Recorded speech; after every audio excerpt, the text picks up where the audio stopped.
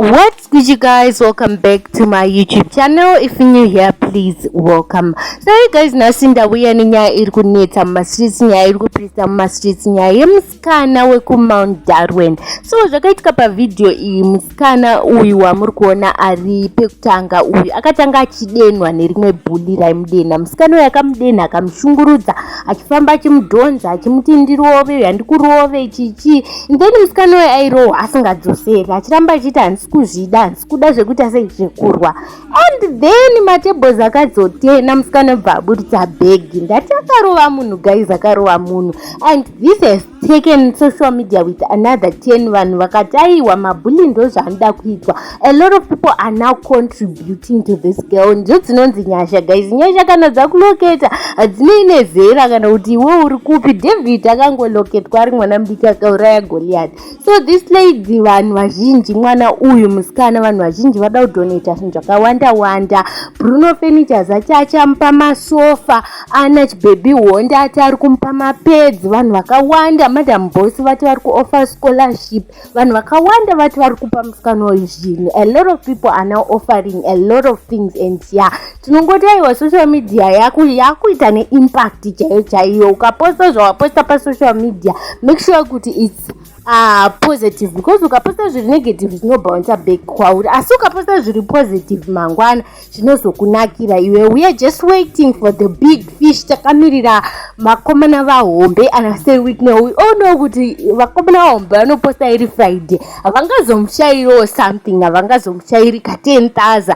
Musikana uyu akafitira ngonza chingoenda zvako unotora 10,000 kana kuti chingoenda ungonopiwa kaakwa kako kana kuti something. Ndozoti sei week now vachamugadzirira something, because a lot of people are offering a lot for this girl. And yeah, zvinhu zvinofadza if people are taking this serious, yekuti no, this case yekuti no to bullies, very serious guys, because mabullies anonetsa muzvikoro, anotadzisa vana kudzidza. And I remember one time I was once bullied, and I know the feeling kuti it's not even nice kubuliwa, kutsikirirwa nemumwe munhu, kurohwa nemumwe. Tinongoti T4010 guys, T4010 tingati chiko. Toenda panyaya imwe, dzimwe nyaya dziri kunetsa kana kuti nyaya dziri kupisa mastreets. Vamagaya kana kuti Prophet Walter Magaya vari kunzivo vakaiswa ngetani, hazvina kumira zvakanaka mumastreets umo. Prophet Walter Magaya vari kupomerwa mhosva yefraud nerape. And vanhu vazhinji vane maonero nemafungiro avo mumastreets pamusoro penhau iyi. Kune masocialite mamwe auya achiposta achiti vanhu vechikadzi vajaira kushandisa rape sekubata varume, especially mapublic figures ava kana vachida mari. Vanhu vechikadzi vanongoshandisa rape, which is not very good. Hanzi zvinhu zvakashata izvozvo, hazvikurudzirwe. Saka inini zvangu handisati ndave neumbowo, takatomirira kuti tinzwe kuti nyaya yaProphet Walter Magaya iri kufamba sei, ichapera sei, sezvo mukomana aenda mukoti mukati mezuva ranhasi. Tichanzwa kuti nyaya iyi yazotongwa ichinzi chii pamusoro penhau yavo yavari kunzi vakaita fraud uye vakaita rape case. I think sometime back futi Prophet Walter Magaya vakamboita futi issue yerape yakambonetsa. Nyaya dzakadai idzi hadzidi kuwanza kutaura zvine chekuita nevanhu vaMwari, izvi hadzidi kuwanza.